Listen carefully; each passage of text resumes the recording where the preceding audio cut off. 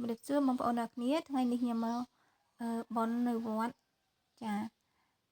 មានការដិតប្រទីបដិតអីចឹងបងប្អូនដឹងទេថាថ្ងៃនេះជាថ្ងៃអ្វីចាគឺថ្ងៃនិមិត្តបូជា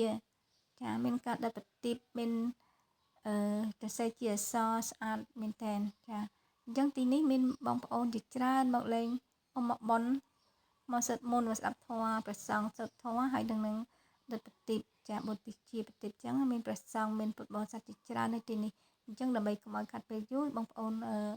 ទស្សនាទិដ្ឋភាពទាំងអស់ដូចតទៅចា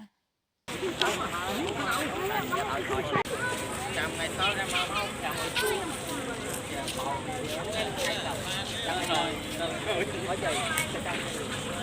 ថ្ងៃមើលវិញចេញហោះមិញ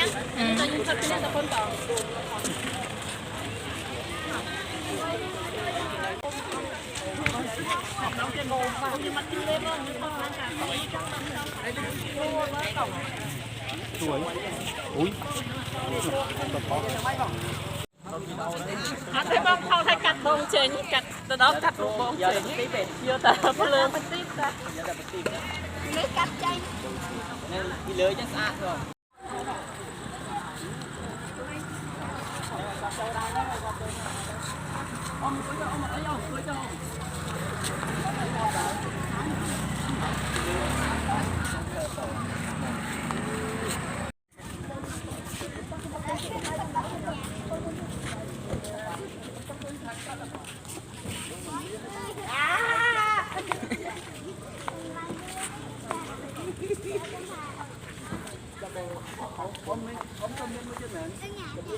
cho mấy tôm thơ màu